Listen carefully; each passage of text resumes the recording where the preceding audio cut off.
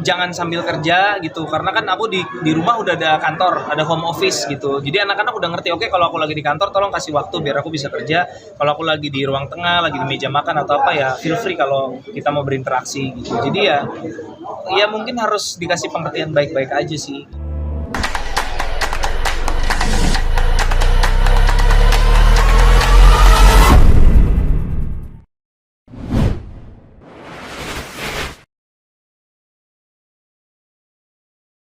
Atau bagaimana sih? Family man itu apa sih?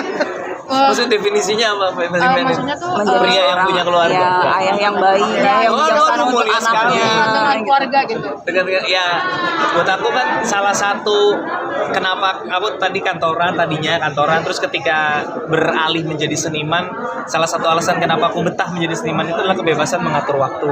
Jadi aku bisa atur kapan aku mau kerja, kapan aku yang kayak kayaknya lagi pengen spend time sama keluarga, kerjaan ditunda dulu gitu. Jadi itu kemewahan, salah satu kemewahan yang luar biasa aku rasakan sebagai seniman, dan aku nggak mau kehilangan masa-masa di mana anak-anakku tumbuh. Kayak aku sekarang sering banget bareng mereka aja ngeliat anakku yang kelas 6 SD tiba-tiba udah mau SMP nih anak gua gitu, kayak tiba-tiba udah tingginya udah mau nyaingin bapaknya, itu aja kayak ngerasa gila cepet banget ya, itu padahal sering gitu, apalagi kalau enggak gitu. Jadi ya sebisa mungkin pengen spend time sama anak-anak, karena kita nggak tahu hidup kita sampai kapan. Pernah mengalami hal tersebut, mungkin kayak kehilangan masa-masa emas terhadap keluarga atau seperti apa sih kok?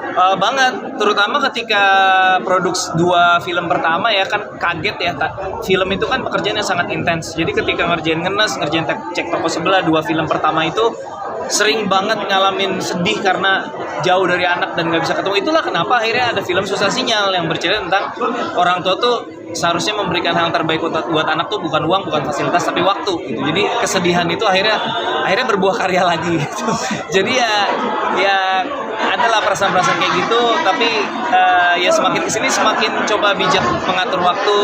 Kalau punya project jangan kebanyakan gitu. Cuman pandemi agak repot karena ada beberapa project yang kepending kan.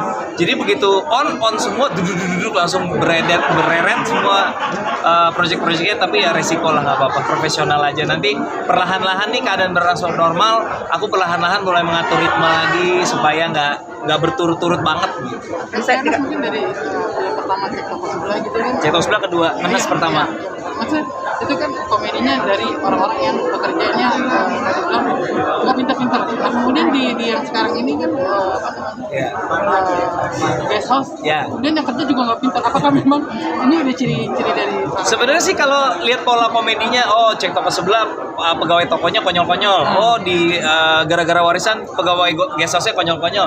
Apakah itu sebuah pengulangan pola? Sebenarnya sih itu udah kayak semacam tipe komedi yang memang universal ya. Kita lihat di sitkom dari zaman dulu juga, sitkom baik dari dalam maupun luar negeri, ya pasti ada tuh gerombolan orang-orang konyolnya yang tugasnya memang menanam komedi di situ. Jadi not necessarily mau mengkopas dari Cek Toko Sebelah, tapi ini sebuah format komedi yang menurutku cukup universal.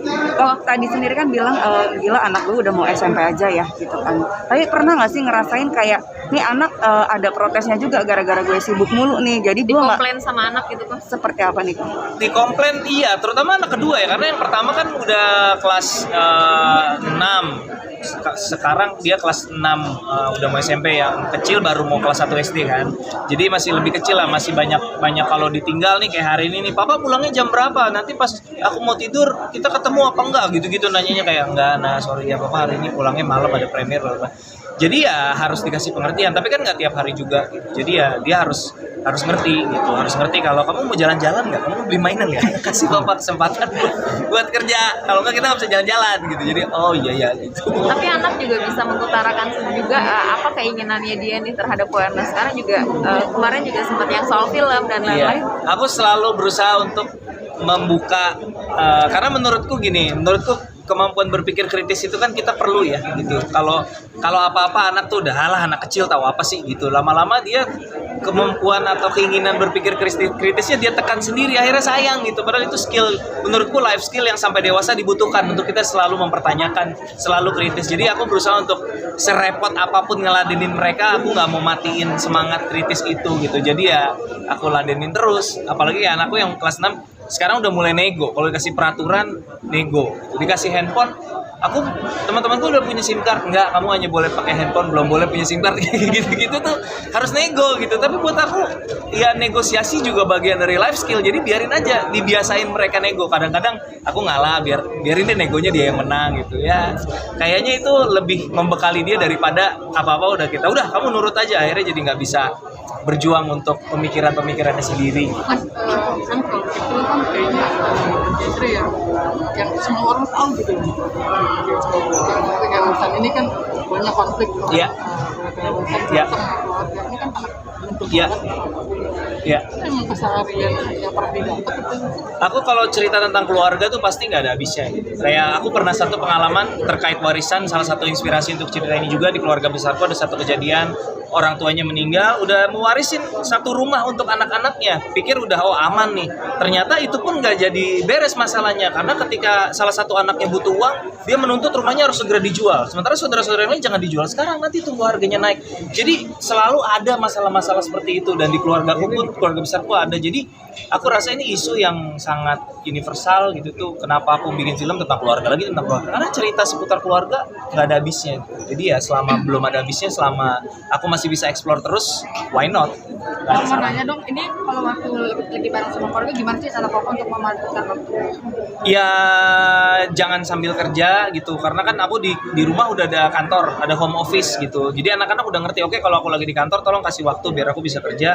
Kalau aku lagi di ruang tengah, lagi di meja makan atau apa ya feel free kalau kita mau berinteraksi gitu. Jadi ya mungkin harus dikasih pengertian baik-baik aja sih gitu, dan ngatur waktunya juga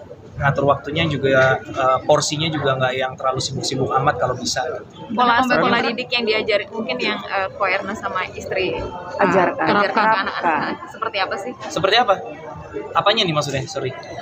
Pola mengajar. Polanya ya dengan sebenarnya prinsipnya orang dari dulu juga udah tahu paling bagus kan dengan contoh ya, dengan teladan gitu. Cuman kan itu nggak segampang itu gitu.